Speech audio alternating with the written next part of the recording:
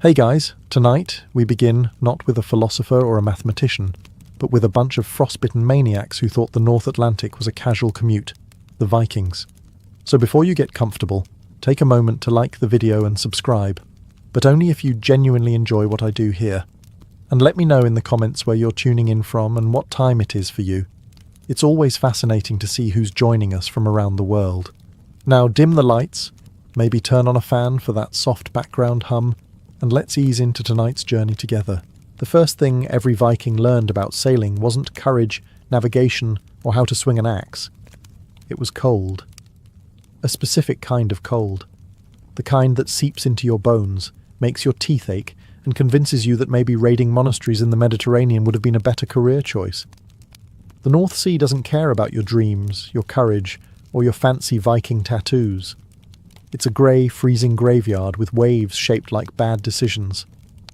And yet, for reasons known only to the gods and pure stubbornness, the Vikings sailed right into it. Viking longships were engineering marvels. Fast, sleek, and about as cosy as a coffin with oars. They had no cabins, no insulation, and certainly no below deck. You stood, you froze, and you prayed your beard didn't snap off in the wind. It was basically camping. If camping involved hypothermia, frostbite, and the occasional sea monster, every wave hit like a personal insult. The wind wasn't just cold, it was a living entity that hated you specifically. Helmets frosted over in minutes, beards turned to stalactites, and eyebrows froze into the same expression of eternal regret. The ocean spray didn't splash, it stabbed. And lighting a fire? Not an option. One spark on a tar-sealed ship and congratulations. You're now the world's first Viking flambé. So they rode without warmth, without light, and without the faintest idea why they thought this was a good lifestyle choice. The men wrapped themselves in heavy wool cloaks, the medieval equivalent of damp bath towels, and pretended it helped. Wool smelled terrible when wet, which it always was, but at least it hid the tears. They lined the deck with straw to insulate it, though insulation means nothing when your boat is basically a floating fridge. Sleeping was its own form of torture. The deck doubled as a bed, pillow, and personal ice sheet. You curled up beside 20 other frozen men, all of whom smelled like fear and fish, and hoped no one rolled over and stole your only dry sock. There were moments when the sea calmed. Glassy, still, silent. That's when the real horror set in. You'd look around and realize you couldn't feel your fingers, your toes, or your will to live. And yet, the Vikings kept sailing. Not because they were brave, not because they were fearless, but because somewhere deep down they knew one eternal truth. Freezing to death at sea was still more fun than farming turnips in Norway. At the end of a long day of rowing through freezing hell, you might imagine the Vikings retreating to their cosy cabins, lighting a small fire and snuggling into warm furs. You'd be wrong. There were no cabins, no fires, no snuggling.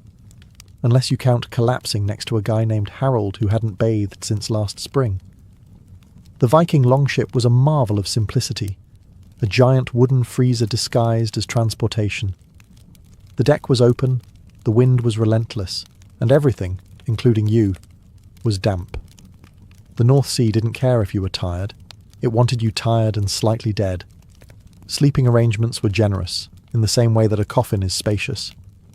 Each man had roughly 1/2 meter of deck space, just enough to lie flat if you didn't mind a shield boss in your spine. There were no mattresses, no blankets, just straw scattered across the planks to soak up seawater and human despair. By morning, it froze into a crunchy layer of Viking regret. Their beds were their cloaks. Thick wool, always wet, always smelling faintly of goat and defeat.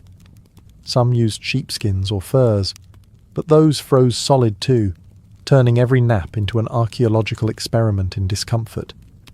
You didn't lie down to rest. You negotiated with frostbite.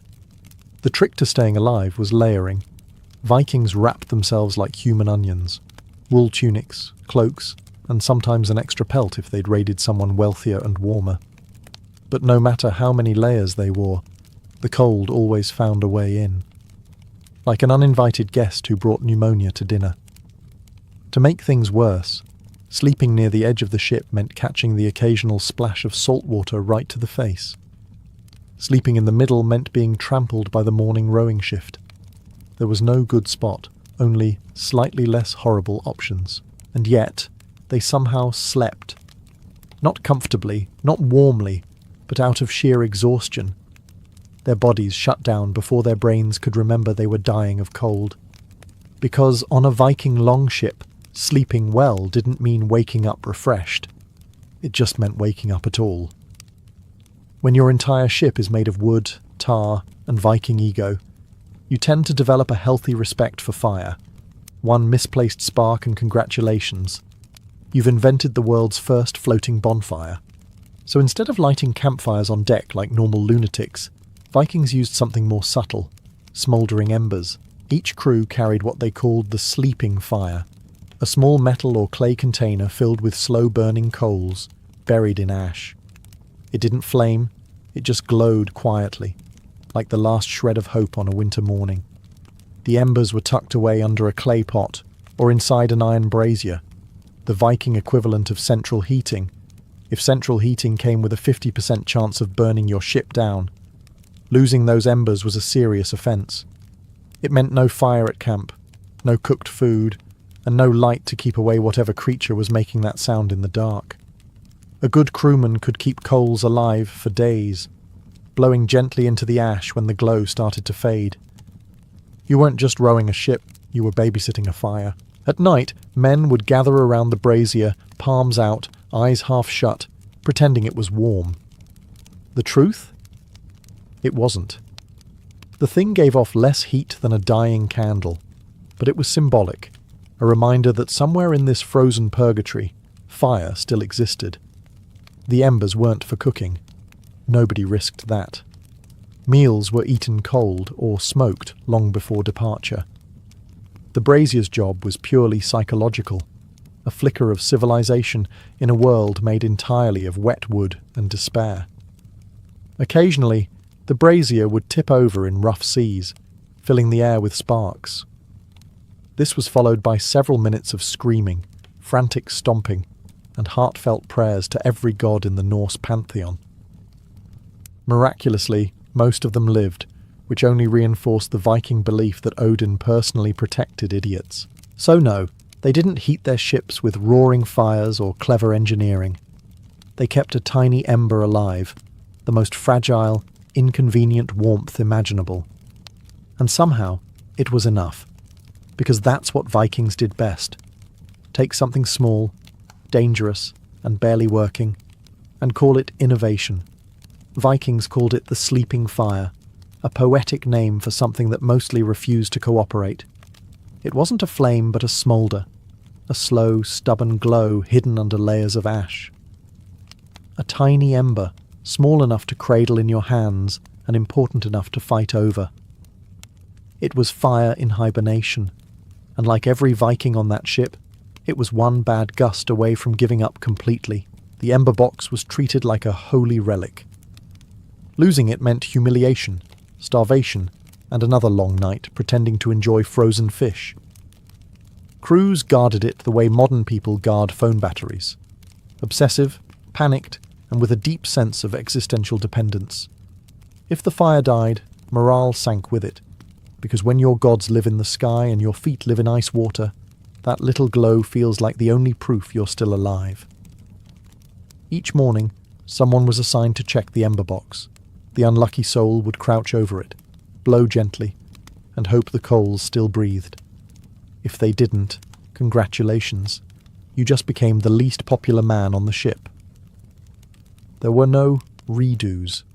You'd have to make new fire from scratch, using flint, steel, and what little will to live remained. Doing that with frozen fingers and a moving deck was roughly as easy as building IKEA furniture in a hurricane. When the ship finally reached land, the sleeping fire was awakened again, stirred, fed, and coaxed into life. The crew gathered around like it was a returning god. They'd roast meat, dry clothes, and sit in blissful silence, all pretending they hadn't spent the last week arguing with a piece of metal and ash. Some sagas describe the Ember Keeper as a sacred role, others as a punishment. Either way, it was stressful. You weren't just carrying warmth, you were carrying everyone's sanity in a jar. Drop it, and you'd wish the sea had taken you first. So no.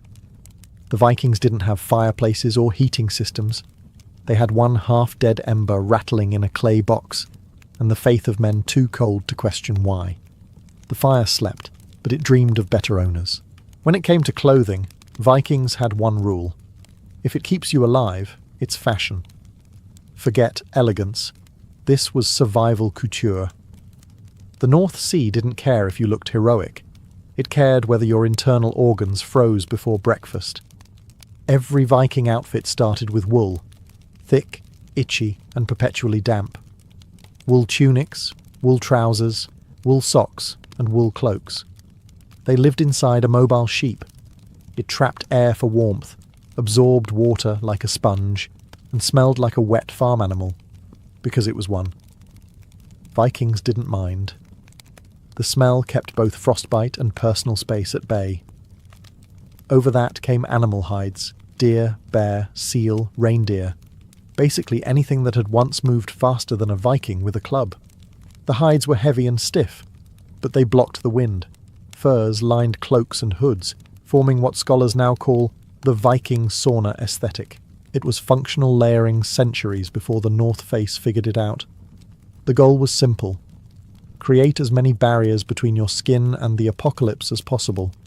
Some warriors even wore multiple tunics, not for style, but because they hadn't discovered laundry yet. Boots were a whole other story. Viking footwear was more concept than comfort.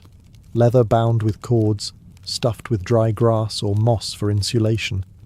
It worked surprisingly well, until the grass froze, turning every step into a game of how much pain can you hide while pretending to be fearless? Colours. Muted. Brown, grey, maybe a little red if you'd just raided someone with taste. Dyes were expensive and unnecessary. Nobody cared about fashion critique when your eyebrows were frozen together. Jewellery, though. That was their one indulgence. Rings, brooches, armbands, all gleaming under frost. If you were freezing to death, you might as well look rich doing it. And while the sagas paint them as rugged gods of war, most Vikings probably looked like sleep-deprived lumberjacks wrapped in roadkill. Their outfits dripped seawater, sweat, and animal fat.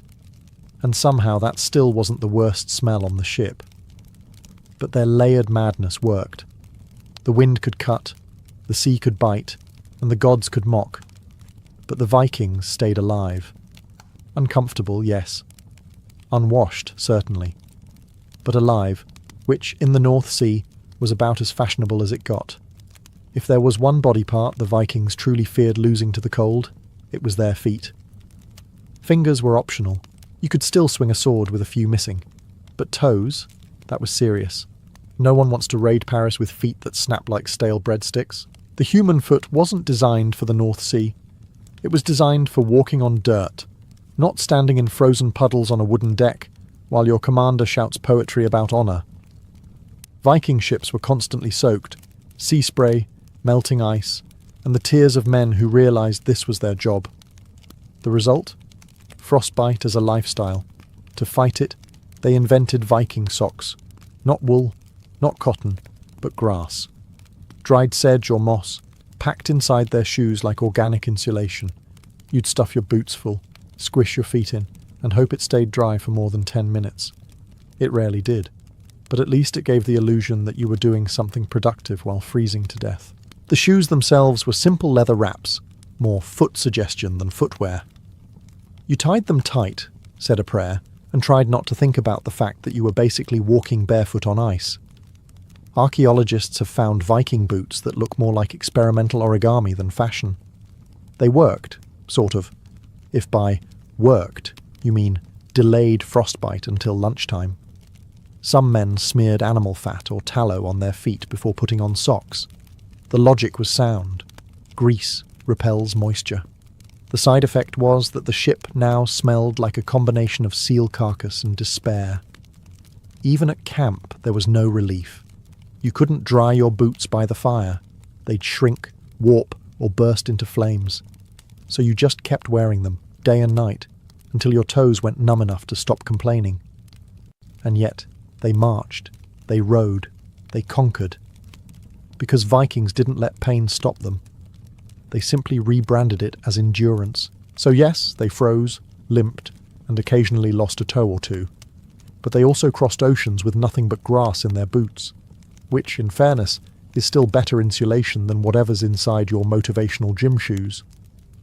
At first glance, a Viking longship looks sleek, elegant, and powerful, the very image of naval supremacy.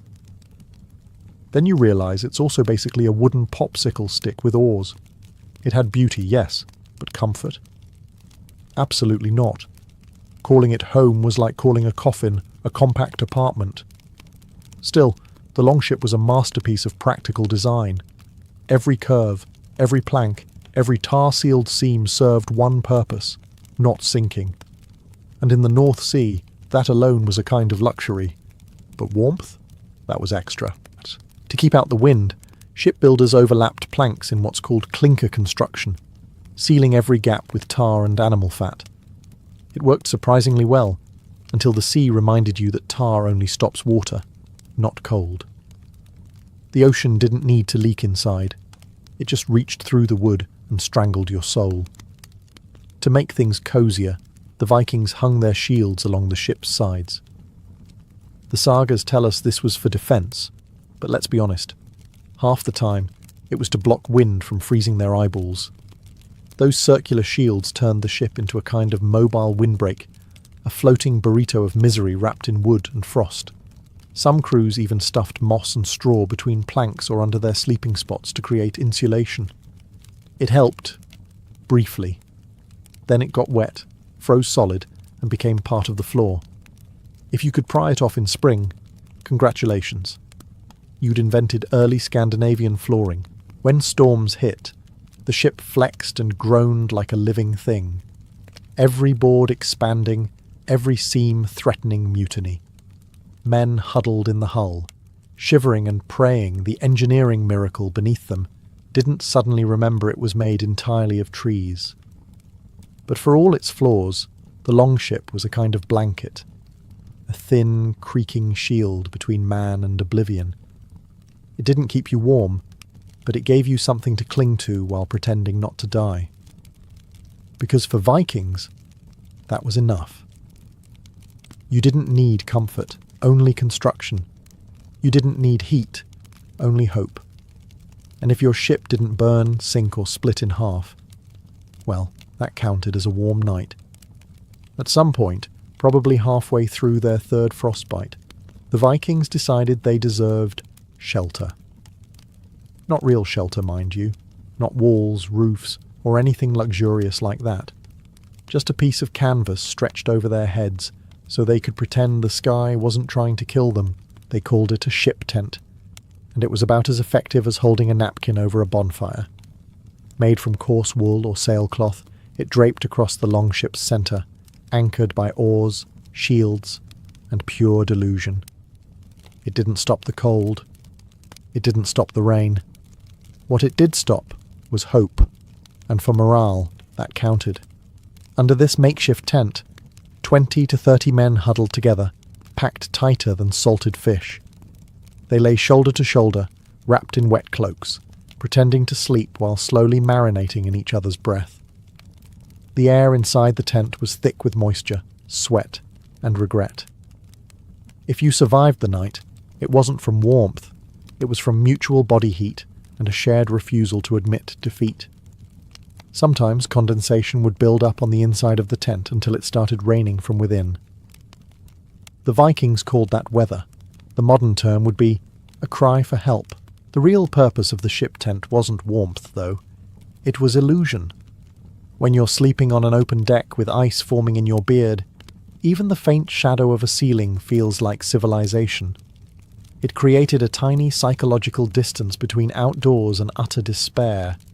Every now and then, a gust of wind would tear the canvas loose, flapping like the sails of a ghost ship. Nobody moved to fix it. They just sighed, accepted their fate, and added, losing the tent again, to to the list of life's many insults.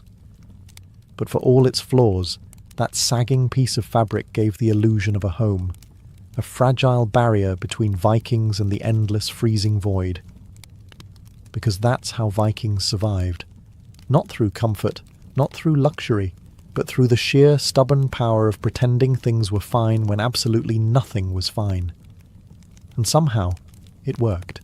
When you think of Viking feasts, you probably imagine roaring halls, roasted boars, and overflowing mead horns. But on a longship, forget that. Dinner on the open sea was basically punishment with calories. The menu never changed, cold, dry, and questionable.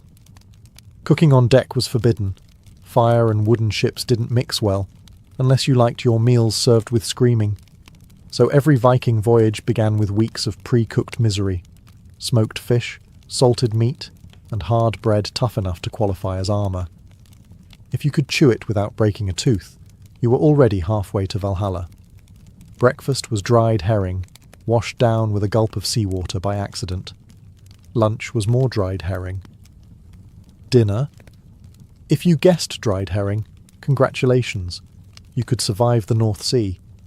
Fresh meat was a luxury reserved for when someone's hunting luck outperformed their frostbite. Otherwise, you gnawed on your supplies and dreamed about fire. Vikings stored food in barrels sealed with tar, which meant everything tasted faintly of ship. Butter, cheese, grain, all lovingly infused with that signature, seaworthy flavour. And when mould appeared, which it always did, they just scraped it off and pretended it was seasoning. To keep their strength, they ate fat, lots of it. Whale blubber, pork grease, even melted animal fat smeared on bread like medieval margarine. It kept you warm and disgusted in equal measure. Some sagas mention sea porridge, a charming blend of oats, water, and regret. It was thick, tasteless, and could probably patch a hole in the hull if needed. Water wasn't safe to drink.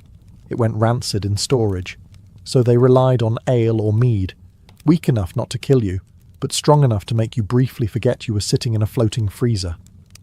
Hydration by mild intoxication, the Viking way, and through all this they didn't complain. Not out loud, anyway. Food was fuel, not fun. You ate because you had to row another 100 miles through sleet, not because you enjoyed the subtle notes of salted despair. So yes, they survived without warmth, without comfort, and without taste buds. Because when you're a Viking, a full stomach counts as luxury, even if everything you eat tastes like shipwreck. If warmth couldn't come from fire, the Vikings found the next best thing, mead. Not because it actually worked, but because it made them care a lot less that it didn't. Mead was the Viking solution to almost every problem.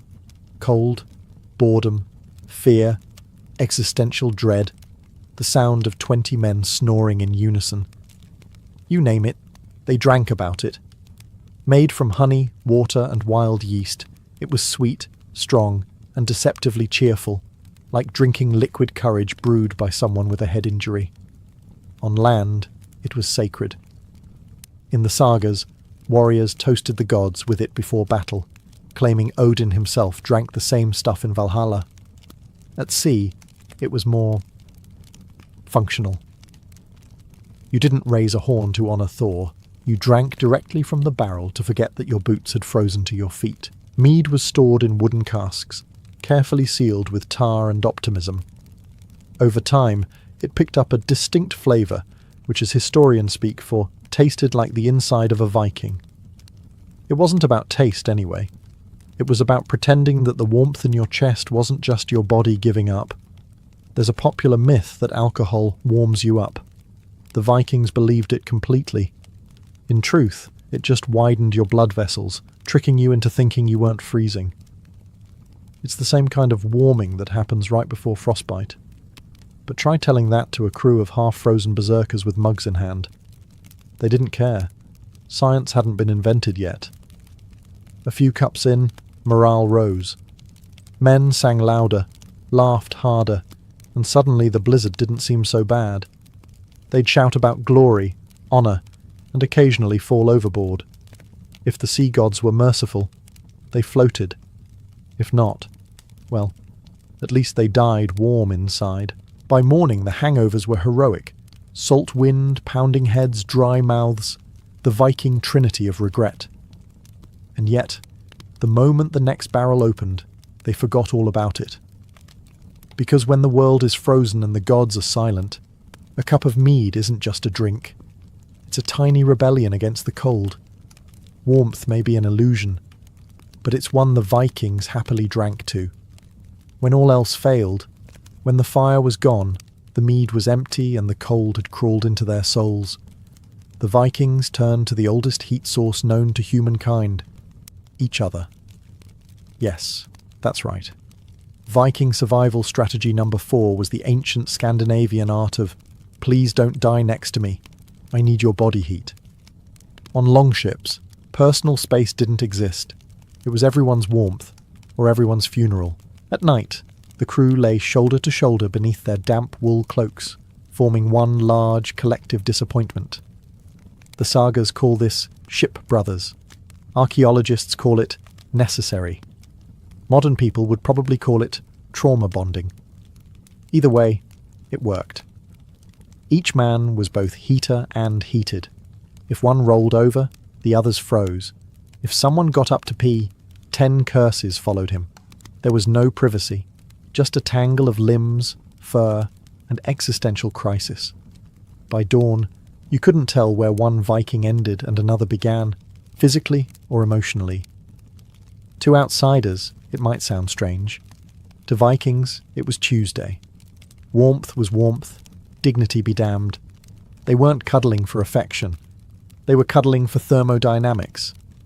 The only thing more awkward than the situation was explaining it afterward. Even their clothing worked in pairs. One man's cloak draped over both bodies, trapping air like an early medieval sleeping bag. The smell was profound, a mix of sweat, salt and despair that could strip paint off a shield. But in that odour lay survival, the body's stubborn refusal to surrender. And the thing is, it bonded them, literally and figuratively. Brotherhood wasn't forged in battle. It was forged under one damp blanket while pretending to be asleep. No one who survived that level of shared suffering ever doubted loyalty again. The Vikings didn't talk about it much. You wouldn't either. But every saga of bravery, every tale of conquest, quietly began here, with half-frozen men huddled in the dark, sharing what little warmth they had left. They didn't just survive the cold. They outlasted it, by turning themselves into the fire they didn't have. It wasn't glorious, it wasn't heroic, but it was warm, and that was enough. When you can't feel your fingers, your feet, or your will to live, there's only one thing left to do: start singing. And that's exactly what the Vikings did.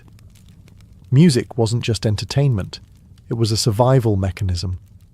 When your ship's deck was a frozen plank buffet, and your beard doubled as an icicle collection, singing kept the blood moving and the madness contained. Rhythm gave warmth structure, harmony gave misery company. It was basically Viking therapy, minus the couch and the coping skills. The songs were simple: chants, rowing tunes, war hymns, each one designed to make 20 men pull oars in perfect sync while pretending their joints weren't crystallizing. Some were about gods and glory, others about ale and women, and a few, no doubt, about how much they hated this exact situation. The sagas never mentioned sad sea shanties, but they must have existed. You don't row across the Arctic in silence unless you've already given up on joy. These were working songs, half melody, half grunting, timed to the rhythm of the oars. The result was haunting, primal, and occasionally off-key when someone's lips froze mid-verse. The music wasn't just to pass the time. It unified the crew. The same men who'd argued over stolen rations now harmonized like a choir of freezing psychopaths. Singing drowned out the groans of the ship, the hiss of the wind, and that quiet voice in your head whispering, "You could have stayed home." And when the storms hit, when the sea howled and the sky turned black, they sang louder. Not because it helped, but because it made them feel like they had a say in the matter. There's something beautifully stupid about humans shouting into nature's chaos. A sound that says, if I'm going down, I'm doing it in key. Some say the gods heard those songs. Maybe they did. Or maybe the sound just got lost in the wind.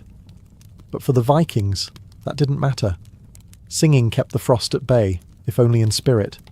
Because in a world where warmth was a luxury, defiance was the next best thing. And nothing defies the cold quite like a Viking chorus screaming into the storm. For a people who worshipped gods that literally hurled lightning bolts, the Vikings had one very unheroic fear. Fire. Not the poetic, candlelit kind. The real kind.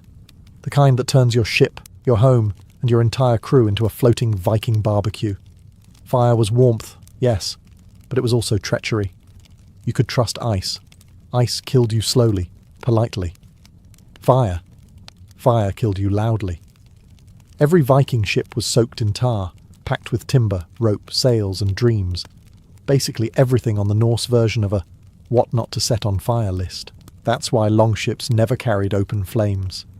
No torches, no bonfires, no romantic candlelight dinners for two warriors and a goat. Instead, they relied on smouldering embers, tiny, manageable, and only slightly less suicidal. Lighting a real fire mid-voyage was the kind of decision that guaranteed you'd be remembered in the sagas. As a warning, it wasn't just about the ship. Fire was sacred. Back home, it lived in the hearth, tended by women, protected by gods, and treated with a reverence modern people usually reserve for Wi-Fi. The hearth fire was the centre of life, cooking, warmth, protection. Extinguishing it was a spiritual offence, like deleting your family's history. At sea, though, the flame belonged to no one. It became wild, dangerous, a god unchained. The Vikings respected that. They feared it. They carried it in small ember boxes, whispering prayers as if to say, "Behave yourself, or we all die." Ironically, their funeral rituals involved the one thing they avoided most. A warrior's final voyage was often a ship burning, the famous pyre on water. Death was the only time a Viking willingly set a ship on fire, because at that point, insurance premiums didn't matter. To the living, the flame was chaos. To the dead, it was release. The same element that doomed a careless sailor was the one that carried heroes to Valhalla. So yes, they feared fire, but they also worshipped it. Because in true Viking logic, if something can destroy you completely, it's probably sacred. And if it kills you quickly, well, that's just good efficiency. If the Vikings had one true religion, it wasn't Odin, Thor, or Freya. It was suffering. The Norse gods got the temples, but pain got the devotion. Endurance wasn't just a virtue, it was a lifestyle. If you complained, you weren't a Viking.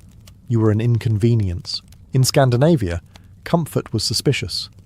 Warmth made you soft, softness made you weak, and weakness made you French. So from childhood, Vikings were taught that hardship builds character. And by adulthood, they had enough character to survive freezing gales and emotionally repressed friendships. The sagas glorified it.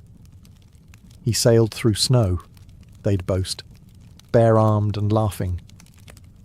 What they didn't mention was that he was probably laughing because the nerves in his skin had died an hour ago. Pain was proof of strength. Cold was proof of masculinity. A Viking wasn't truly alive until something was trying to kill him. Their gods reflected that. Odin sacrificed an eye for wisdom. Tyr lost a hand to a wolf. Even Balder, the god of beauty, was murdered for plot development. To suffer and smile through it. That was divine. The gods didn't bless comfort. They blessed endurance. So the Vikings embraced the cold the way monks embrace silence, with grim enthusiasm and a complete lack of alternatives. They romanticized hardship because it was all they had.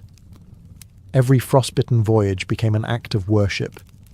Every storm endured was a sermon. When the wind howled, they howled back. When the sea froze, they pushed through. When the gods ignored them, they shrugged. They were used to that. Suffering didn't mean the gods had abandoned you. It meant they were paying attention. Modern people chase comfort like it's salvation.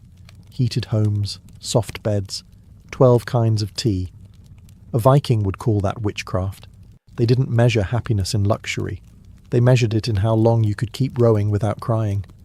And maybe, in some twisted way, they were right.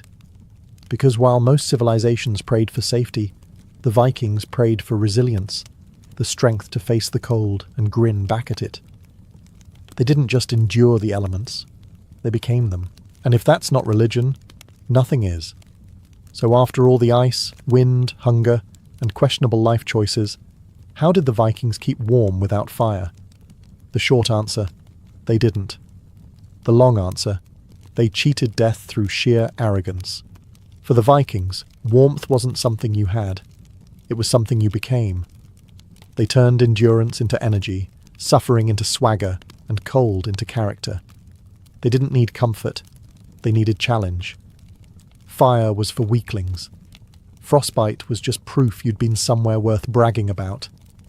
They wrapped themselves in furs, cloaks, and denial, then called it resilience. They huddled under damp canvas and sang into the wind as if defiance itself generated heat. Maybe it did. Maybe that's why they survived while softer men stayed home, writing poetry about warmer climates. What they lacked in temperature, they made up for in conviction. Their hearts were furnaces, powered by pride, hunger, and an unwavering belief that they were the toughest people alive. And honestly, they were. You try rowing through Arctic storms in a glorified canoe wearing wet wool underwear. They didn't need warmth to live. They needed purpose. Every gust of wind, every frozen wave, every miserable night on the open sea reminded them who they were. People too stubborn to die properly. To freeze quietly was cowardice. To keep rowing was heroism.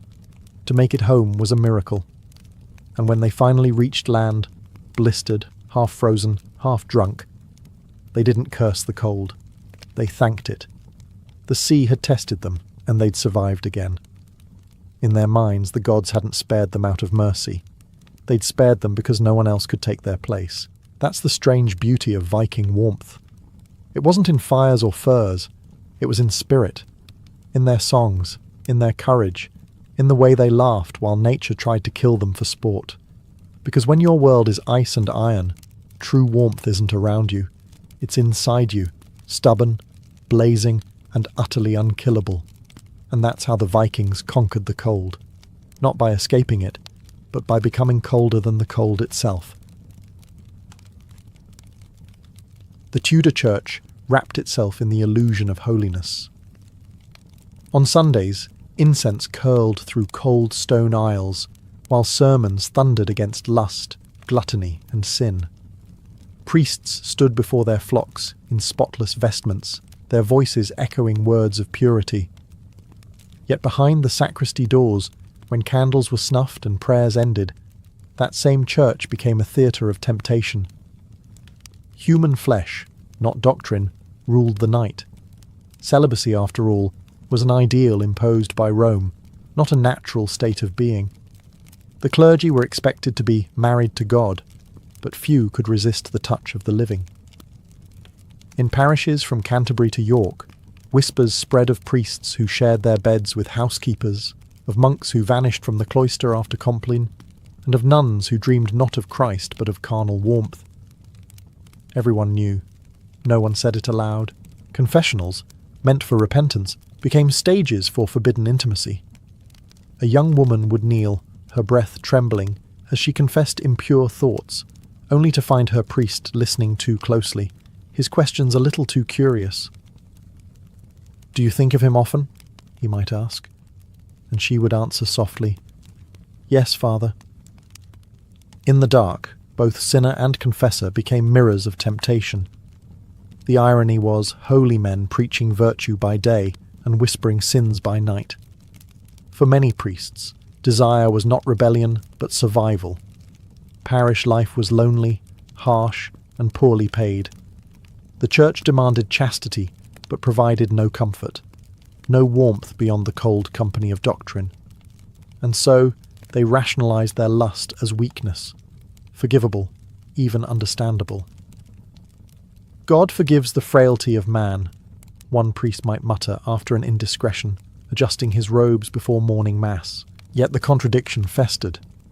The church that burned heretics for lesser offences tolerated this quiet hypocrisy. It was not zeal that kept the clergy pure. It was the fear of being caught. And even that fear dulled over time, replaced by familiarity. In the end, purity was just another performance. Robes to hide the body, incense to mask the scent of sin, and sermons to distract the faithful from the human desires pulsing beneath the altar cloth. The Tudor church looked holy. It just didn't smell that way. In the parishes of Tudor England, the word housekeeper had a double meaning. Officially, she was the woman who cooked, cleaned, and tended the priest's household. Unofficially, she was his comfort in the long, lonely nights when Scripture offered little warmth. It was a quiet scandal everyone knew about, from the bishop's palace down to the village tavern. The faithful would nod politely to Mistress Joan or Goodwife Alice, pretending not to notice how the priest's so-called servant shared his bedchamber and bore children who curiously resembled him. The hypocrisy was almost bureaucratic. Bishops fined priests caught in incontinence, but only when the rumours became impossible to ignore. Pay the fine, perform penance, say a few prayers, then return home to the same woman waiting by the fire. The church condemned lust from the pulpit, but quietly tolerated it in the rectory, so long as the tithe money flowed and public scandal stayed manageable. As one chronicler dryly remarked, "The priests will sin, the bishops will sigh, and the people will forgive, for all have need of each other." Some of these relationships were tender, even domestic. A few priests lived openly as husbands without the blessing of marriage, their wives managing the parish as efficiently as any vicar's spouse after the Reformation. Others, however, were more predatory. Power and confession made for dangerous intimacy. A frightened girl seeking spiritual counsel could find herself cornered by the man meant to save her soul. One bishop's report noted with weary resignation that certain clergy take women under colour of service and make them concubines. It was written in Latin, but everyone understood the translation. Lust disguised as duty. Villagers rarely protested. A beloved priest who christened their children and buried their dead could hardly be cast out for human weakness. And in a society already steeped in sin and repentance, who was truly without fault? So long as the sermons continued and the bells rang for Mass, the facade of holiness held firm. But behind the altar, the double life of the Tudor priest thrived. A life where the forbidden felt sacred, where desire found its loophole in confession, and where the church, for all its authority, could never quite silence the pulse of human flesh beneath the cassock.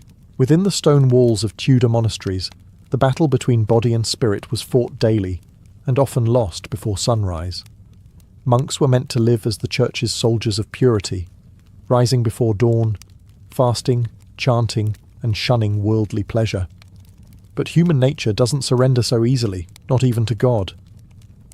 In the silence of the cloister, where the mind was supposed to dwell on the divine, it often wandered elsewhere, to memories of women, to longing dreams, to the soft scent of the world beyond the walls. For many monks, temptation was not a sudden fall, but a slow erosion. The endless repetition of prayer and ritual dulled the senses, leaving the imagination free to roam where it shouldn't. A pretty pilgrim passing by the abbey gate, a young novice kneeling too close during Vespers. Even such small moments could ignite a storm of guilt and desire. Some monks confessed to seeing demons, others simply admitted to seeing women. Both were treated with suspicion. Records from the period reveal startling honesty. In one visitation report, an abbot wrote that his brothers confessed to carnal fantasies nightly and begged for correction of the flesh. Another admitted that a monk had fled the abbey altogether to live with a brewer's widow. Discipline was swift but rarely effective.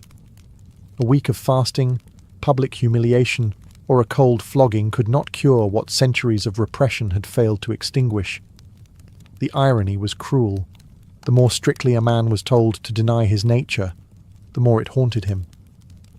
Some monks turned their guilt into fanatic devotion, punishing their bodies to silence the voice of desire. Others grew bitter mocking their vows in private, drinking ale behind the garden wall, sneaking out to nearby villages under cover of night. The church called it weakness. They called it survival. When Henry VIII's Reformation came, the dissolution of the monasteries exposed just how human these holy men truly were. Inspectors found lovers, illegitimate children, and secret stashes of ale and gold.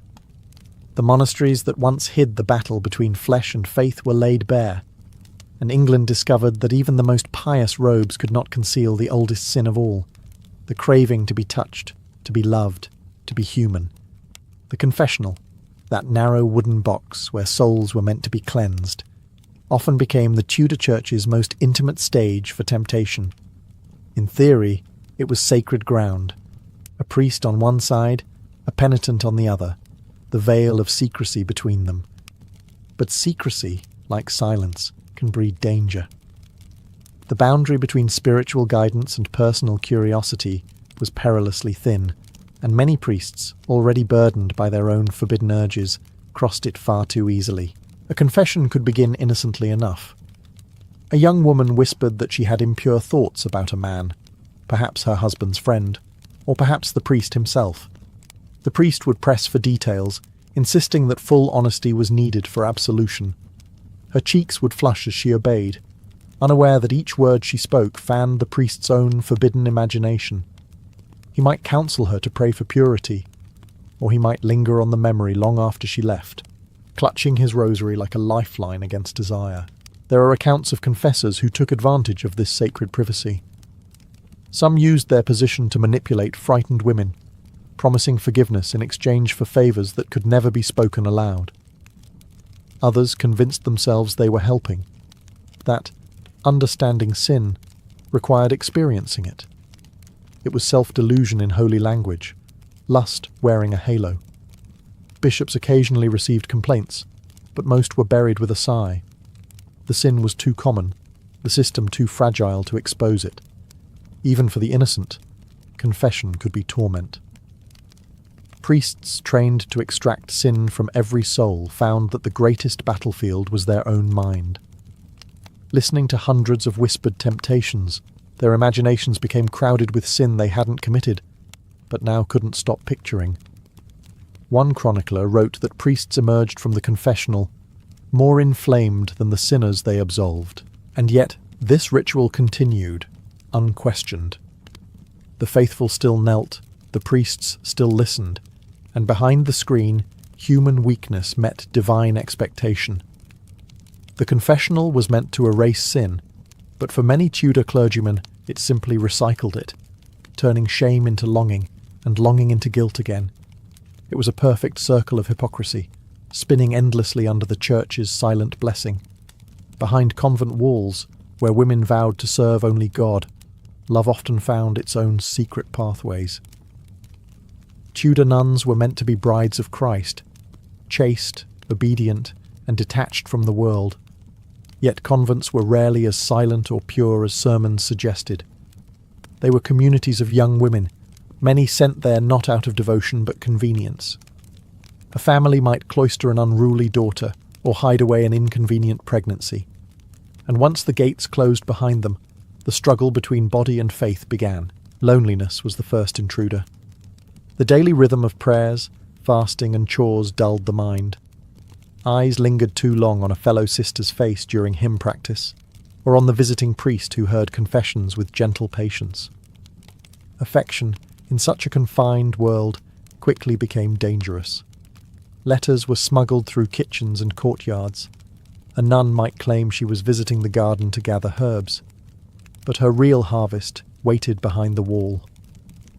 Historical records, though written with moral outrage, reveal glimpses of forbidden tenderness.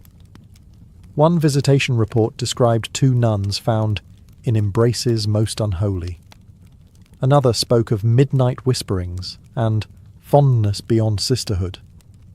The punishments were humiliating: public confession, fasting, or confinement.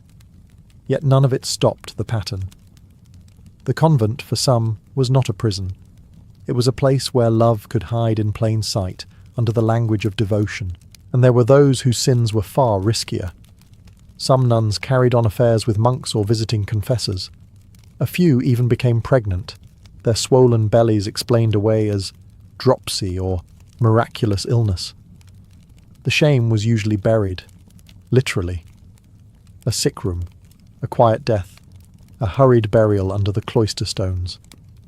God's mercy, it seemed, was quicker when silence served the church. But beneath the hypocrisy was something profoundly human. These women were not villains. They were simply denied the right to be human in the first place. The vows they took were cages built from obedience and isolation. When they broke them, it wasn't just lust, it was rebellion against a system that forbade love itself.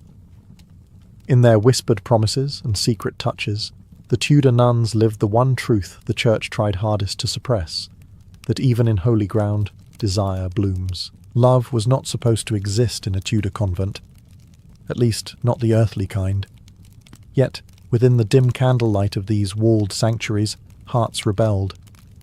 The rules were clear: obedience to the abbess, silence after vespers, purity above all. But the heart doesn't read canon law. The convent, designed to suppress temptation, instead became an incubator for it. When you lock away youth, beauty, and longing behind stone and prayer, desire doesn't die. It refines itself. Letters of the era describe scenes both tragic and tender. One sister wrote to a monk at a neighbouring abbey, "I see thee only in my prayers, and yet my prayers are full of thee." The letter was intercepted, her punishment severe, a week of fasting and public humiliation. But even after repentance, her affection remained, hidden behind hymns and daily penance. She would later carve a tiny heart beneath the wooden bench of her choir stool, the closest thing she had to a love letter that would last. Visitors from outside the convent only fueled temptation. Merchants, stonemasons, and confessors passed through the gates, bringing news of the world beyond. To young women cloistered since childhood, a kind smile or gentle word could feel divine. Some priests exploited that awe. A confessor might linger too long after hearing sins, offering comfort that quickly crossed the sacred line. One chronicle from 1538 tells of a priest caught sneaking into a convent at night disguised as a pilgrim. His penance was exile, though everyone knew it was hardly his first offence. The Reformation only deepened this crisis. As royal inspectors began dissolving monasteries and convents, they unearthed what polite society had long suspected. Nuns with children, lovers' correspondence, and secret doorways connecting cloisters to nearby parsonages. Henry VIII's agents, eager to discredit Catholic orders, documented every scandal they could find. One report coldly noted, "In the convent of Godstow, more infants were born than psalms were sung." Yet even amid this chaos, not all was corruption. Some of these forbidden romances were genuine, two souls clinging to each other in defiance of a system that denied them affection. It wasn't just lust that flourished behind those walls. It was a quiet, desperate yearning for love, companionship, and freedom. Three things the Church itself had forbidden them to seek. When Henry VIII broke from Rome, the Church of England was born not out of holiness, but out of lust. And the hypocrisy was too rich to ignore. Here was a king demanding spiritual independence, so he could divorce his wife and marry another, while his bishops preached chastity from gilded pulpits. The Reformation wasn't only a political revolution, it was a mass unmasking of clerical sin. Suddenly, the very men who had condemned others for impurity found themselves stripped of their own illusions of virtue. Royal inspectors, dispatched to dissolve monasteries and convents, uncovered scandal after scandal. They reported monks living with wives, priests fathering children, and nuns whose miraculous ailments turned out to be pregnancies. Henry's agents exaggerated, of course. Every sin they found served as justification to seize more church property. But the seeds of truth were undeniable. The Tudor clergy had been preaching against temptation while drowning in it. Lust, it seemed, had done more damage to Rome's authority than any sermon could. The hypocrisy extended from the pulpit to the throne. Henry himself justified his affairs by invoking divine will, declaring that God wanted him to have a male heir, no matter how many wives or mistresses it took. Courtiers took the hint. Bishops blessed the king's unions and annulments with rehearsed piety, each one pretending that scripture somehow agreed. Behind the mask of reform was a court obsessed with pleasure, gossip, and power, draped in the thin veil of religious duty. Common folk watched all this with weary amusement. The village priest still kept his housekeeper. The abbey walls still whispered with desire. Only now, the crown, not the Pope, collected the confessions. The Reformation didn't purge lust from the church, it nationalised it. The same men who once whispered Latin prayers now toasted English queens, swapping faith for favour, robes for gold, and vows for politics. In the end, Henry's break with Rome revealed what everyone had always known, but few dared to say: that the Tudor Church's greatest sin wasn't lust itself, but the denial of it. For centuries, desire had been the secret heartbeat beneath the hymns, and when the Reformation came, it simply tore off the cassock, exposing the flesh that had always been there, trembling beneath the illusion of divine control. After Henry's break from Rome, the pulpits of England thundered with new authority. Priests, now loyal to the crown rather than the Pope, proclaimed a purer, holier church. But for all the talk of reform, the sermons still smelled faintly of hypocrisy, and sometimes of perfume.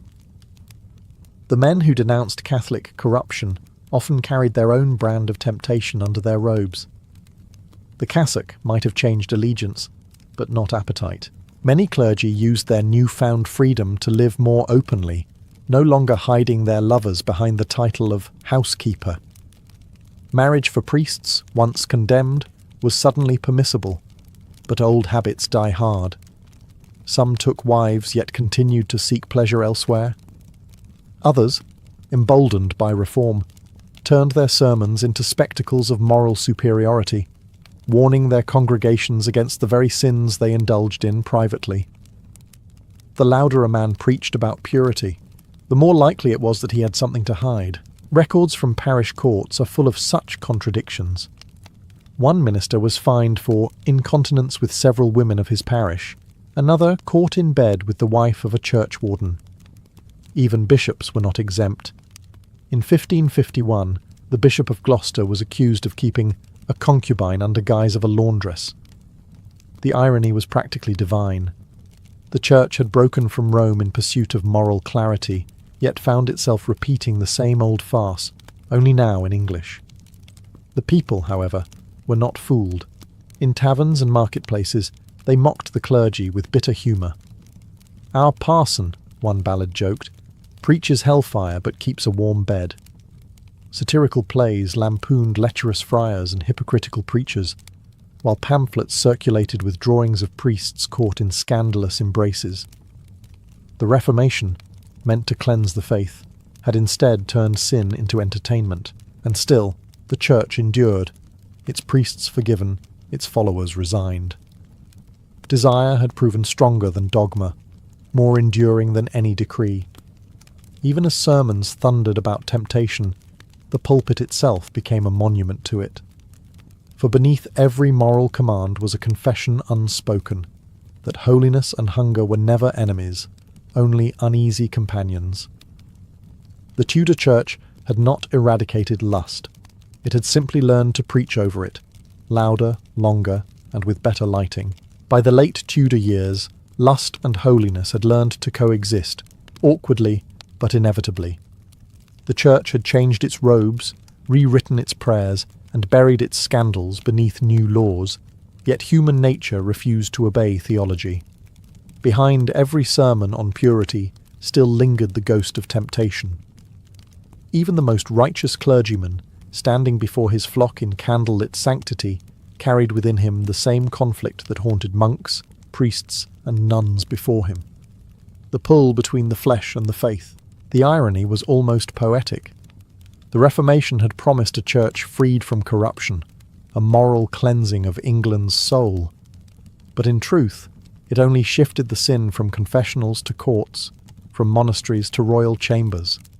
Lust had not been defeated. It had been redistributed. The crown married and remarried, Courtiers traded favours in bedrooms as easily as in council halls, and priests continued to wrestle with the very desires they condemned. The Tudor age, so obsessed with sin, was paradoxically one of its most fertile breeding grounds. Yet this conflict gave the era its peculiar humanity. The Tudor clergy, for all their hypocrisy, reflected the same contradictions found in every believer. They wanted to be pure, but they also wanted to be loved. They preached eternal salvation, but they longed for mortal warmth. The robes and rituals could disguise desire, but they could not erase it. And so the Church, in all its grandeur and guilt, became a mirror of England itself, proud, pious, and perpetually tempted.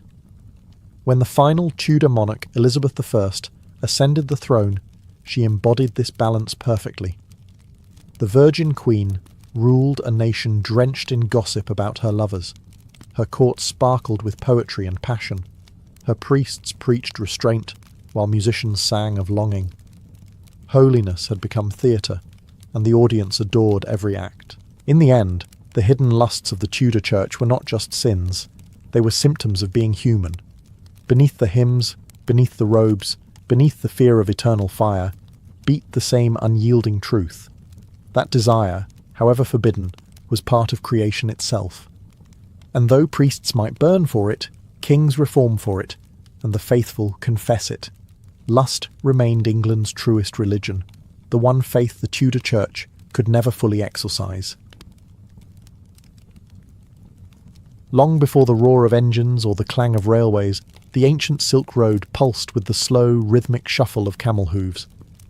It was not one single road, but a sprawling network, a web of dirt and dust stretching from the great cities of China to the glittering ports of the Mediterranean. Silk, jade, and spices travelled west. Gold, glass, and stories flowed east. But none of it could have happened without one vital invention, the caravanserai, the fortress of the traveller. Imagine trudging for days through the Gobi Desert. The wind bites, your lips crack, and the sand swallows every sound. Then, on the horizon, you see it. Thick stone walls rising from the emptiness, a torchlit gate promising food, safety, and company. To step inside a caravanserai was to step out of danger. For the merchant, it was sanctuary. For the monk, it was a place to preach. For the spy, it was a chance to listen. Each caravanserai was more than a rest stop. It was a world condensed within walls. Built a day's journey apart, roughly 30 to 40 kilometres, they formed the vertebrae of the Silk Road's spine. The architecture spoke of both function and culture. Heavy gates to withstand raids, inner courtyards wide enough for caravans, fountains to wash off desert dust, and prayer halls for weary souls. Guards watched the gates, while stable hands tended to camels and horses, their bells chiming softly through the night.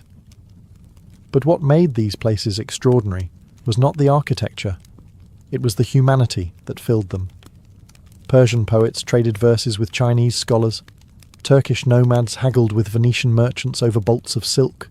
Languages collided, religions mingled, and recipes, maps, and rumours passed from mouth to mouth. The caravanserai was a crossroad of civilizations, part inn, part market, part university, and part whisper network.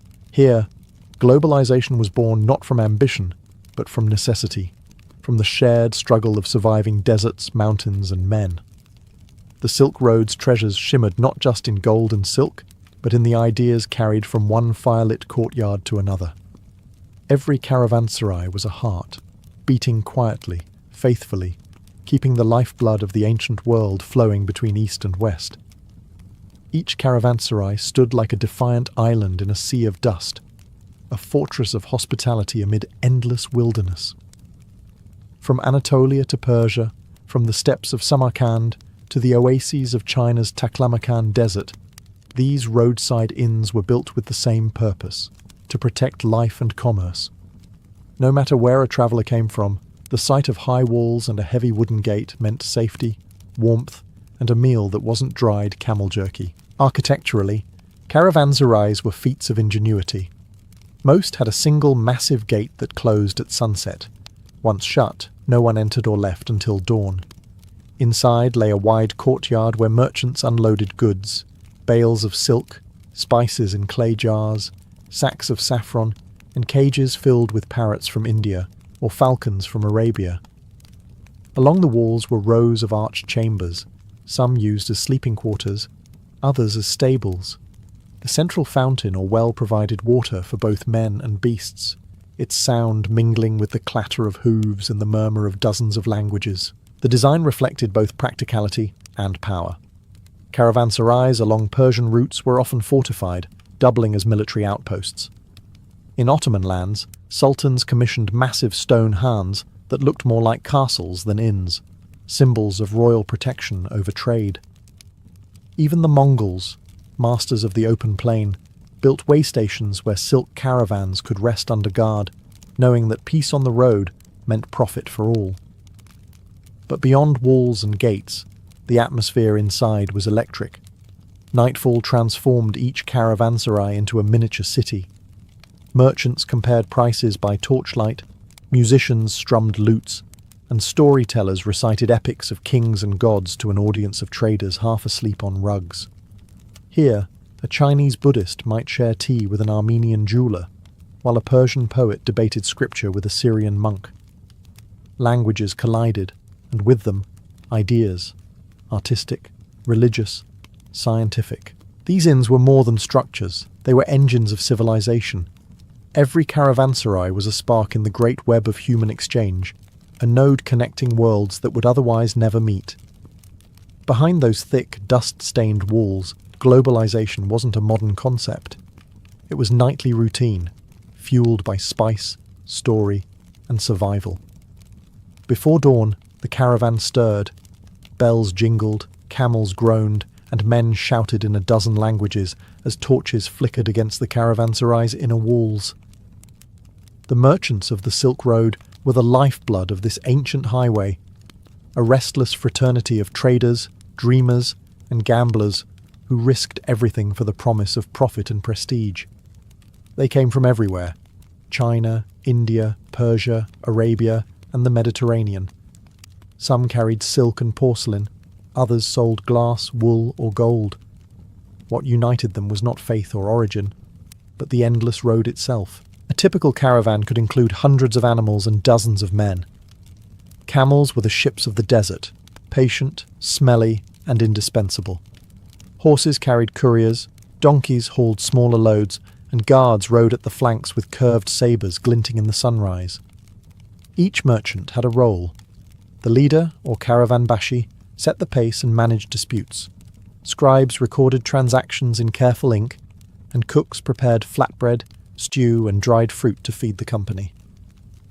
To travel the Silk Road was to live as one organism, bound by trade and trust. Within the safety of a caravanserai, rival traders might share a meal, swap stories, or strike a bargain that would ripple across continents. A Persian spice dealer might sell cardamom to an Italian merchant, who would later carry it by ship to Venice, where nobles would sprinkle it on their feasts as a symbol of wealth. A Chinese silk master might trade bolts of embroidered fabric for Arabian glassware, delicate, shimmering, and coveted back home. In this way, entire economies depended on these nightly exchanges under foreign stars. But travel was perilous. Bandits stalked the mountain passes, sandstorms swallowed entire convoys, and illness struck without warning. Caravanserais were the fragile link between survival and oblivion. To reach one by nightfall was a victory. To miss it was to gamble with death. And so, every merchant's map was inked, not only with routes, but with names of inns, havens that offered protection, warmth, and rumour. For these traders, the road was more than commerce. It was destiny. They were the arteries of the ancient world, carrying goods, gossip, and gods across deserts and empires.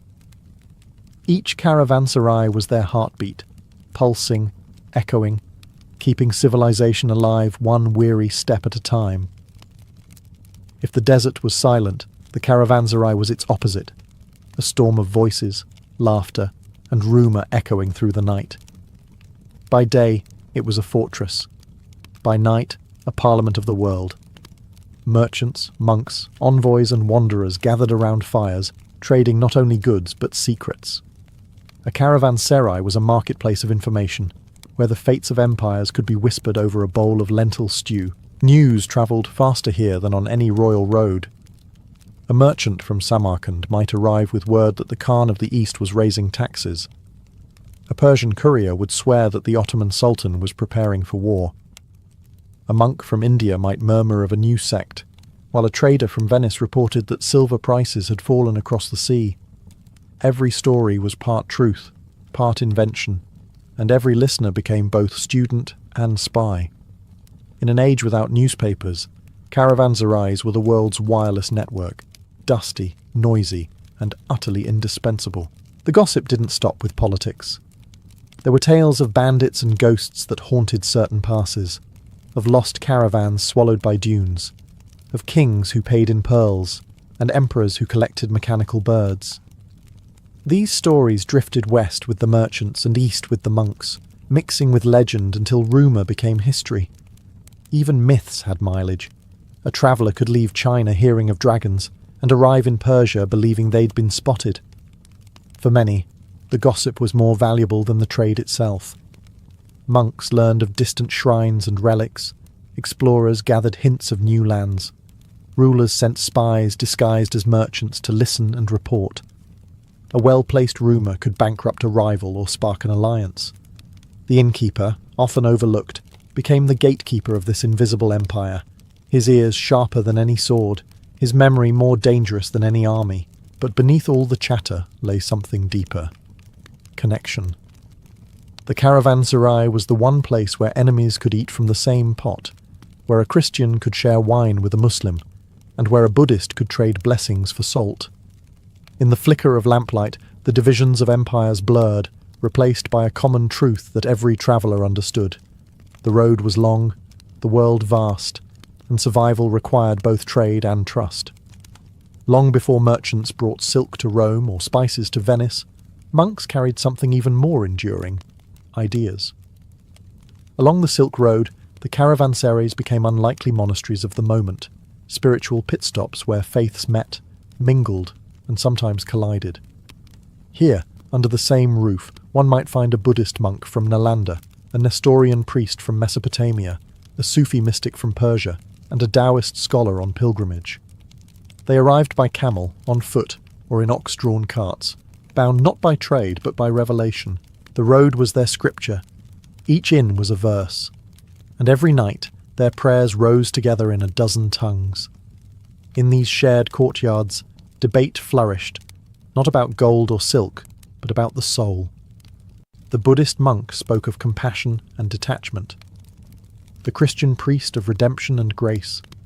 The Sufi whispered of divine love hidden in the folds of existence. The air buzzed with words as incense smoke curled between languages. Sometimes faiths clashed, other times they simply fused. It was in places like these that Buddhism spread from India into Central Asia and China, carried by monks who followed the same routes as the traders. Caravanserais gave them food, protection, and, most importantly, an audience.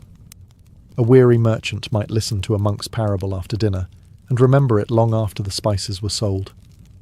Likewise, Christian missionaries from the Middle East used the same shelters to reach the steppes, carving crosses on the walls beside older inscriptions in Sanskrit or Persian. The walls of some surviving inns still bear those marks, a silent record of theology in transit. Even the most practical of travellers often left with a touch of philosophy. The road demanded it. To face the desert's emptiness was to confront the divine. And so, between the buying and selling, men began to question the meaning of their journeys. What if the road itself was the teacher and every stop a lesson? The caravanserai, for all its bustle, became a place of quiet transformation. Not only goods, but gods were exchanged here, reshaped, reimagined, and carried onward. Beneath its vaulted arches, faith became a traveller too, wearing the dust of many lands and the language of many hearts. Though history often remembers the Silk Road as a man's world of merchants and monks, women were its quiet architects, unseen but indispensable. Behind every caravan's success was a web of wives, daughters, and innkeepers who kept trade alive when the men were gone. In the Caravanserais, where the weary met the waiting, women's presence shaped the rhythm of the road as much as gold or silk ever did. Some were merchants in their own right. Central Asian women, especially among Turkic and Mongol tribes, managed trade caravans, owned inns, and negotiated contracts with travellers. A skilled trader's wife might sit cross-legged in a shaded corner of a caravanserai courtyard, haggling fiercely over a roll of brocade or a bag of saffron. Their authority was earned through reputation, and in a world without borders, reputation travelled fast. Others worked within the inns themselves, cooks, hostesses, or keepers of the stables, ensuring that every traveller, rich or poor, found a place to rest and eat. Then there were the storytellers, dancers, and musicians, women whose songs echoed through the courtyards after dusk. Their performances were payment and prayer at once, soothing the tired, charming the lonely, and spreading fragments of distant cultures. A dancer from Samarkand might wear Indian jewellery, perform Persian steps, and sing verses in Arabic, her art as fluid as the road itself. Through them, cultures didn't just trade goods, they traded rhythm, beauty, and myth. Even noble women found their place in the network. Royal wives and princesses from Persia or Mongolia sponsored caravanserais as acts of faith and generosity, ensuring that travellers, including monks and pilgrims, found safe lodging. Some of these inns bore their names, their legacies carved into stone lintels where caravans once passed beneath. But the road was also dangerous. Women faced risks far greater than exhaustion or hunger, bandits, exploitation, or the slow erasure of their stories. Yet their resilience was astonishing. They adapted, traded, entertained, prayed and endured, weaving themselves into the very fabric of the Silk Road's life. Without them, the caravanserai would have been only stone. It was women who filled it with warmth, laughter, and language, who turned cold walls into homes and transformed the journey into a living story that still hums beneath the dust of the ancient road. Every caravanserai was built for survival, yet designed with surprising grace. To the traveller, its walls meant safety. To the builder, they were symbols of divine duty, an offering to both God and guest. From Anatolia's honey-coloured stone hands to Persia's sun-baked courtyards and China's timbered way stations, the architecture of these inns reflected not only geography but philosophy. Each one said, in its own language of arches and domes, "You are safe here, stranger." The typical design followed a rhythm perfected over centuries. A single monumental gate faced the road, often carved with verses invoking blessings for travellers. Once inside, a wide rectangular courtyard opened, flanked by rows of vaulted chambers. The lower rooms housed camels, donkeys and horses. The upper ones sheltered merchants and pilgrims. In the centre, a fountain or well shimmered under open sky, feeding both thirst and spirit. Water was sacred, and so it flowed through channels and basins, cooling the dusty air as traders unpacked their treasures. In colder regions, some caravanserais enclosed their courtyards completely, with domed roofs pierced by narrow skylights. In the desert, thick mud-brick walls kept the interior cool by day and warm by night. Builders understood the language of climate, a harmony between form and function that modern architects still admire. Many caravanserais even had small mosques or shrines built into their corners, where travellers of every faith could pray. Hospitality, after all, was not merely kindness, it was law. Decoration told another story. Stucco carvings, turquoise tiles, calligraphy, and geometric patterns adorned the walls, proof that even in remote deserts, beauty mattered. A Persian caravanserai might display Quranic inscriptions about generosity, while a Central Asian one bore stylized lions and suns, symbols of protection. These designs spoke across cultures, expressing one universal truth, a shared reverence for the traveller's journey. But perhaps the greatest artistry was invisible, the feeling of arrival. After days of heat, hunger and uncertainty, stepping into the cool shade of a caravanserai was like stepping into civilization itself. It was more than a building, it was a promise. Within those walls, strangers became guests, and weary men became part of something vast and connected. The architecture was stone, but the message was human, that even in the harshest places, there would always be room for you.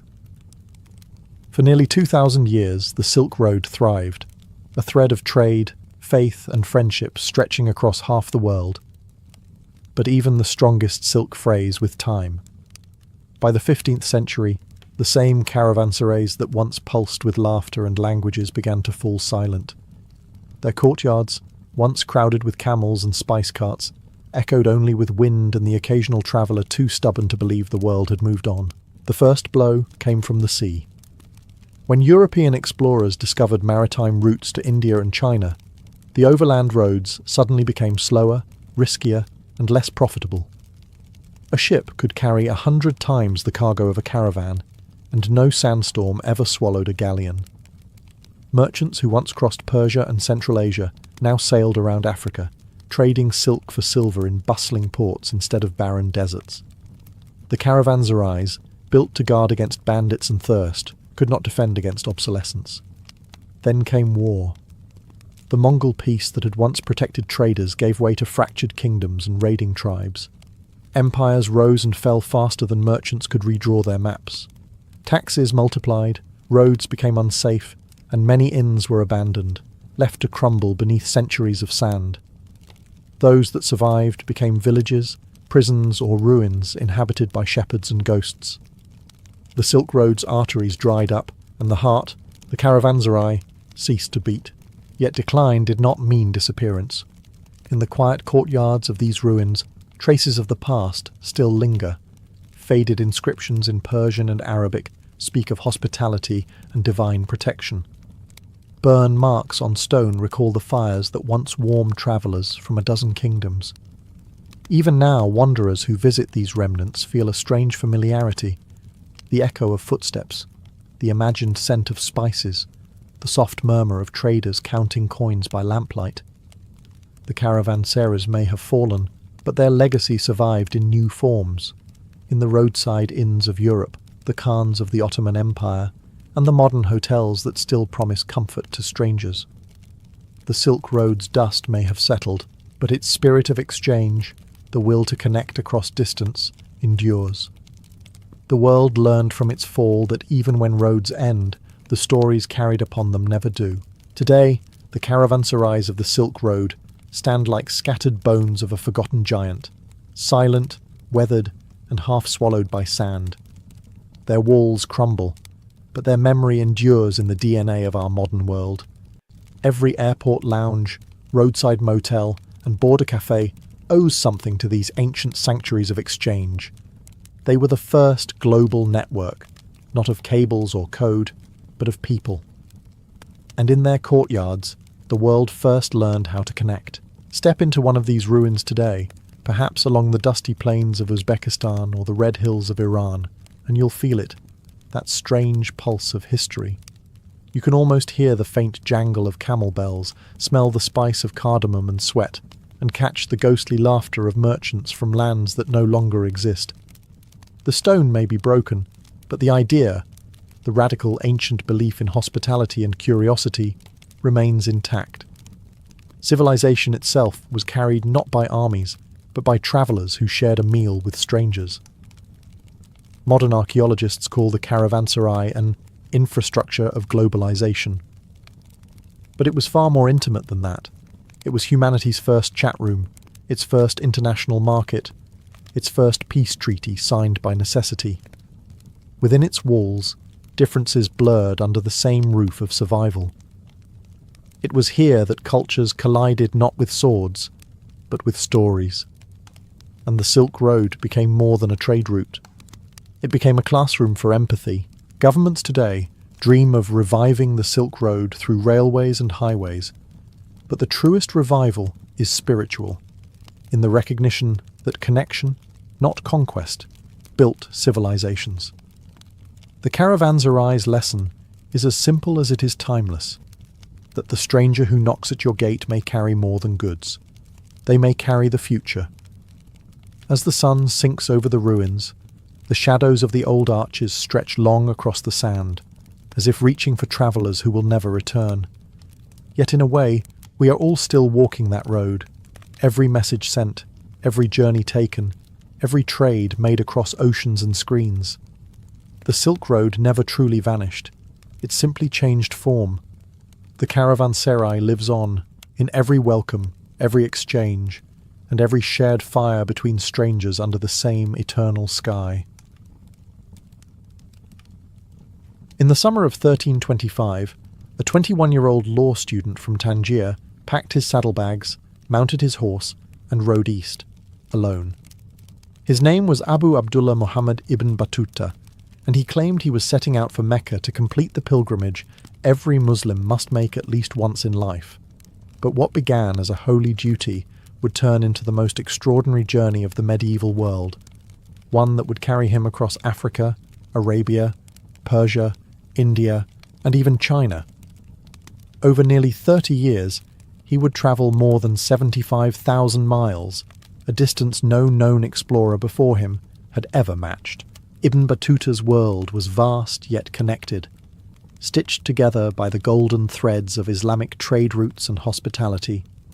From Morocco's Atlantic coast to the heart of Central Asia, an invisible network of inns, scholars, mosques and markets welcomed any traveller who spoke the greeting, Assalamu alaikum. Wherever he went, the faith that united this world guaranteed him shelter, safety, and often opportunity. The son of a family of judges, Ibn Battuta knew how to read, write, and argue the law, skills that would open many doors before him. His first destination was Mecca, but as he later wrote, "I set out alone, without companion or caravan, for the love of travel was implanted in my soul by God." He joined merchant caravans across North Africa, endured thirst and illness, and narrowly escaped Bedouin raids. But every hardship drew him further from home and deeper into history. By the time he reached Cairo, he had already crossed kingdoms and deserts, and something had changed. The pilgrimage was no longer enough. The world itself had become his calling.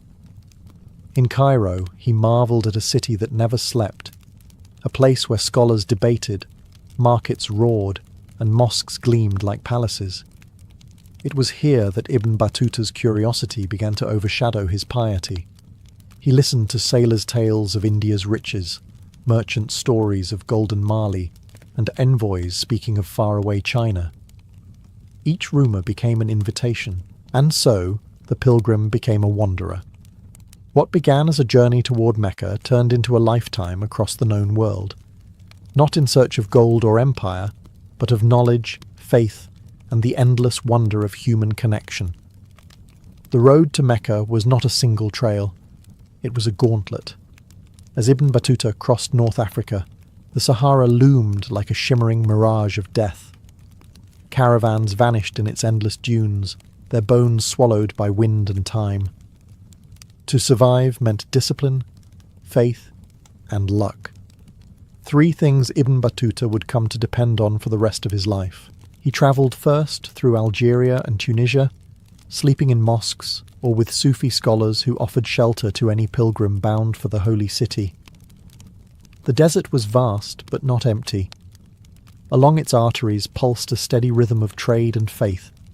Camel trains carrying salt, gold and silks, dervishes spinning in prayer at roadside shrines, merchants whispering verses from the Quran before setting out at dawn. In this world, religion was both compass and currency. A man who prayed was a man to be trusted. Still, danger was constant. Sandstorms struck without warning, turning daylight into chaos. Thieves stalked lonely paths, waiting for the sound of bells or hooves. Ibn Battuta's small group was once ambushed near the Libyan frontier. He survived only by hiding beneath a dead camel until nightfall. In his later writings, he would call such moments tests of endurance sent by God. But even in fear, he found beauty. The desert at sunset, he wrote, burned like gold before the mercy of night cooled its fire. By the time he reached Alexandria, Ibn Battuta was no longer merely a pilgrim. He had become part of a vast living network of scholars, travellers, and storytellers stretching from the Maghreb to Arabia. He met holy men who claimed visions of Mecca, sailors who swore they'd seen islands made of perfume, and students reciting poetry in the courtyards of mosques. Their stories filled him with an intoxicating hunger to see more. From Alexandria he journeyed down the Nile, marvelling at the ancient monuments of Egypt and the bustling river towns where Coptic Christians and Muslim traders lived side by side. Every stop revealed a world bigger than the one he had imagined in Tangier. The road to Mecca was still ahead, but the true pilgrimage had already begun, not toward a city, but toward the infinite horizons of the human world. When Ibn Battuta finally reached Mecca, after more than a year of perilous travel, he felt he had arrived not just at the centre of Islam, but at the heart of the world. The city was alive with faith and motion. Thousands of pilgrims from Africa, Persia, India, and Anatolia, all circling the Kaaba in perfect rhythm. It was a living map of the medieval world, drawn not with ink, but with footsteps and prayer. For Ibn Battuta, the pilgrimage fulfilled his religious duty, but it also opened his imagination. Mecca was more than a sacred city. It was a crossroads. Merchants traded silk beside spices. Scholars debated law in the shade of palm trees. Poets recited verses under oil lamps until dawn. Every man here carried a story from another land, and Ibn Battuta wanted to hear them all. He began recording his experiences, noting customs, dialects, and the subtle ways Islam shaped local life. Even in uniformity, he saw infinite diversity. After months in Mecca, most pilgrims turned home. Ibn Battuta did not. The world was calling. He joined caravans heading north toward Iraq and Persia, determined to see the lands of ancient empires. His journey took him through the fertile plains of Mesopotamia, where the ruins of Babylon lay buried beneath dust, and onward to Baghdad, a city still glowing with the memory of the Abbasid caliphs. Though the Mongols had sacked it less than a century before, Baghdad remained a beacon of learning, its madrasas filled with scholars from across the Islamic world. There, Ibn Battuta met judges, philosophers and poets, trading ideas as eagerly as merchants traded goods. His sharp intellect and deep knowledge of Islamic law earned him respect wherever he went, and soon invitations began to follow, from governors, sultans and scholars who saw in him a rare mix of piety and curiosity. For Ibn Battuta, travel had become both worship and education. Every road was a verse in the book of creation, every stranger a teacher. Standing on the banks of the Tigris, watching the sunset shimmer over the ruins of an empire, he began to grasp his purpose. He was not merely crossing borders. He was mapping the soul of the world, one journey at a time. By the time Ibn Battuta reached Persia, he was no longer simply a pilgrim or traveller. He was becoming a scholar of the world. His reputation as a learned man of law, combined with his charm and eloquence, opened doors wherever he went. He stayed in mosques and palaces alike, debating theology one day and dining with princes the next. For a man born in the far corner of Africa, he now found himself moving through the beating heart of the Islamic Golden Age. Persia dazzled him. He crossed cities still shimmering from the legacy of the Mongols, now ruled by the Ilkhanate dynasty, where Persian artistry had blended with Central Asian grandeur. In Tabriz, he marvelled at markets overflowing with Chinese silks, Indian spices, and Damascus steel. Proof that the old Silk Road still pulsed with life. In Shiraz, he met poets and jurists who recited verses of Sa'di and Hafez, blending poetry with faith. To Ibn Battuta, it was not only a place of wealth, but of wisdom. A land where intellect and beauty shared the same language. His journey continued eastward, through the mountains of Afghanistan, and into the fabled cities of Khorasan and Herat, where he witnessed how Mongol destruction had slowly given way to rebirth. Everywhere he went, he recorded what he saw, the way people dressed, how they prayed, what they ate, and how they governed. His travel notes, later compiled as the Rihla, the Journey, would become a mirror reflecting the connectedness of the medieval world. But knowledge could not protect him from danger. In one desert crossing, his caravan was attacked by bandits. He lost all his belongings and nearly his life. Yet he pressed on, interpreting every trial as divine instruction. When he finally reached the great city of Delhi, he arrived not as a beggar, but as a man who carried with him the wisdom of a continent. The Sultan of Delhi, Muhammad bin Tughlaq, was fascinated by this Moroccan wanderer and appointed him as a royal judge, an honour few foreigners had ever achieved. Ibn Battuta had crossed from pilgrim to scholar, from scholar to statesman. Yet even in power, he remained restless. The horizon still called, and beyond India, the world awaited. In Delhi, Ibn Battuta entered a world of both magnificence and madness. The city was a glittering capital, swollen with palaces, mosques and markets overflowing with colour.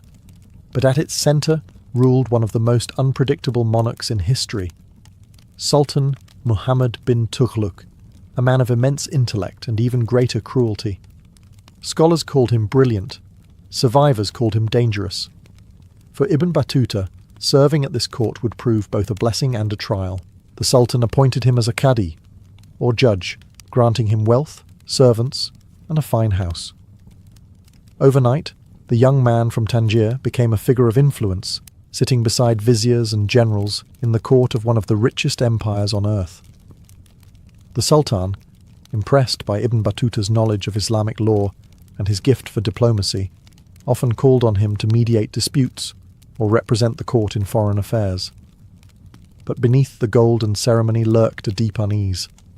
Delhi was a city of spies, where favour could vanish overnight, and disobedience was punished with torture or death. In his Rihla, Ibn Battuta describes the Sultan as a man of vast ambitions and swift anger. He witnessed acts of generosity, entire streets fed from royal kitchens, followed by acts of terror when the same kitchens ran red with executions. One day, the Sultan ordered a gift of gold coins to be distributed to the poor. The next, he commanded the exile of 100 nobles for imagined betrayal. To live in his shadow was to walk a tightrope between fortune and ruin.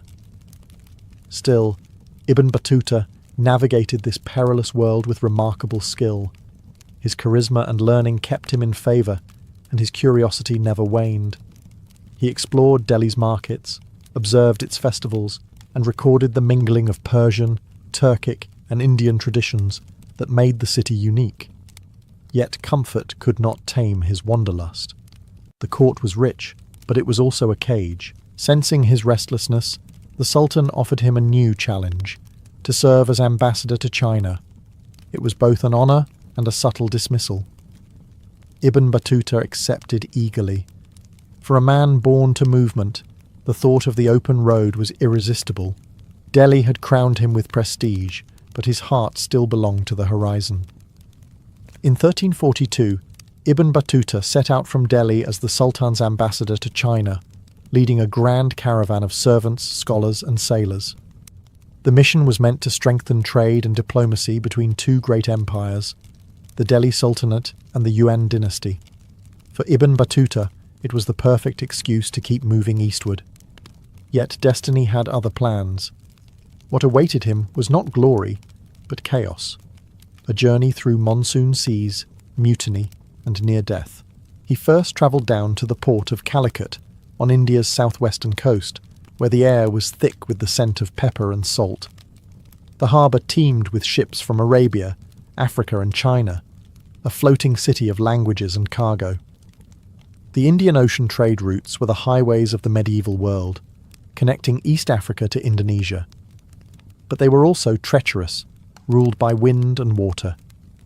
Ibn Battuta boarded a Chinese-style junk bound for the Malabar coast, and soon met the fury of the monsoon. The storm struck like judgment. Waves rose higher than minarets, and the wind howled like a beast. His fleet was torn apart. One of the ships carrying royal gifts sank with all hands, while another was seized by pirates. Ibn Battuta himself barely escaped drowning, washing ashore half dead, his clothes torn, his mission ruined. He had set out as an ambassador. Now he was a vagabond once more, yet despair never conquered him. He wrote later that every disaster was a mercy in disguise.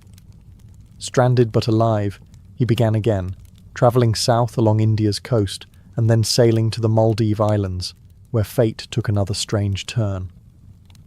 The islanders, impressed by his learning, invited him to stay, and within months he was appointed chief judge. In true Ibn Battuta fashion, he also married into the royal family. For nearly 2 years, he lived amid palm trees and coral mosques, settling disputes about fishing rights and dowries instead of dynasties. But peace never suited him for long. The ocean still called, loud as a drumbeat in his soul. When he finally left the Maldives, he had lost his fortune, but regained his purpose. The storm had stripped away everything but what mattered most, the will to keep moving, wherever the horizon led. Leaving the Maldives behind, Ibn Battuta turned eastward again, this time toward the spice ports of Ceylon, modern Sri Lanka, and Southeast Asia. The sea, which had nearly claimed his life before, now became his highway. The monsoon winds carried him across a web of trade routes that connected the medieval world's greatest civilizations: Arabia, India, China, and Africa. Every port he reached was a new language, a new faith, and a new rhythm of life. He visited Ceylon, where legends said Adam himself had descended to earth, leaving his footprint atop a sacred mountain. Ibn Battuta climbed it barefoot, moved by its mix of Islamic, Hindu, and Buddhist devotion. To him, this was the proof of Islam's universality, faith adapting, blending, and surviving at the edges of the known world. In his writings, he described the island's lush forests, jeweled kings, and elephant caravans, marveling at how the tropical rain could drown the horizon in moments.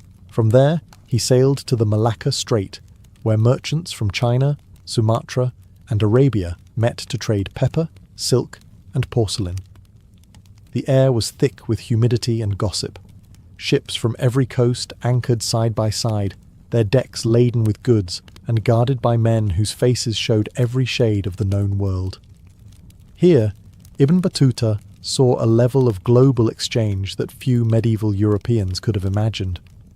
A multicultural sea bound not by borders, but by wind and trust. But the ocean remained unpredictable. Pirates roamed the waters, storms struck without warning, and navigation relied on the stars and memory. He survived by faith and reputation. As a Qadi and holy man, he was protected by the very networks of Islam that stretched from Morocco to China. Wherever he went, there were mosques, scholars, and merchants ready to greet him with the same familiar words of peace. By now, Ibn Battuta had out-travelled nearly every man alive. What had begun as a pilgrimage had transformed into something much greater, an unending exploration of the world's diversity under the unity of faith. As his ship set sail toward China, he looked east across the horizon, the final frontier of his odyssey, where the rising sun promised both wonder and peril. In 1346, after decades on the road, Ibn Battuta finally reached China, the eastern edge of the known world. Few Muslim travellers before him had journeyed so far, and even fewer returned to tell the tale. To him, it was like stepping into another planet, ordered, immense, and astonishingly advanced. Cities stretched farther than the eye could see, rivers swarmed with boats, and markets overflowed with porcelain, silk, and spices.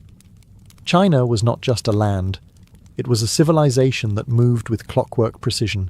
He entered through the southern ports of Quanzhou and Guangzhou, where Arab and Persian traders had long built thriving communities. There, mosques stood beside pagodas, and the call to prayer mingled with the clang of temple bells. To Ibn Battuta, this coexistence was proof that Islam had reached even the farthest corners of the earth. He marvelled at Chinese craftsmanship, describing their paper money, intricate bridges, and artful ships, some with multiple decks and watertight compartments, unmatched by anything in the Indian Ocean. Yet China also bewildered him. Its customs were alien, its people disciplined to the point of silence. "They have no religion of revelation," he wrote with both fascination and unease. Still, he admired their justice, their organization, and the cleanliness of their cities, qualities he compared favorably to the great capitals of the Muslim world. He visited Hangzhou, calling it the largest city under heaven, and Beijing, where the Mongol emperors ruled from vast golden halls. Everywhere he went, he found traces of the global world he had spent his life exploring. Arab merchants in the harbours, Persian doctors at court, African sailors in the docks. China was not isolated. It was connected, humming at the far end of the same network that began in Morocco. Ibn Battuta, standing in the Empire of the Dragon, had followed that thread to its very end. But the road, at last, had begun to tire him. His beard was grey, his body scarred by travel and time. After nearly 30 years away, the longing for home stirred stronger than his curiosity. The man who had set out to see the world's wonders had finally seen them all, and now, for the first time, he wished only to return to where his journey began. By the time Ibn Battuta turned westward, he was no longer the young pilgrim who had left Tangier 3 decades earlier. He had crossed the length of Africa and Asia, survived storms, courts, wars, and shipwrecks, and now carried the weight of the world's memory in his mind. The road home would take him through lands both familiar and changed. As he retraced his steps through India, Persia, and Syria, he saw empires that had risen and fallen since he'd first passed through. Old friends were gone, cities rebuilt, and even the deserts seemed different. The world had aged, and so had he. When he reached Mecca once more, he performed another pilgrimage, this time not out of duty but gratitude. For all the miles behind him, he knew how easily they could have ended in a grave. Afterward, he sailed to East Africa, visiting the Swahili coast, cities like Kilwa and Mogadishu, vibrant hubs of trade where Arab, African and Indian cultures intertwined. The rhythm of the markets, the scent of clove and ivory, the recitation of prayers at sunset, it all reminded him of how deeply connected the world had become through faith and exchange. Finally, sometime around 1354, Ibn Battuta returned to Morocco, to the same city where his story began. Tangier greeted him not with fanfare, but with the quiet familiarity of home.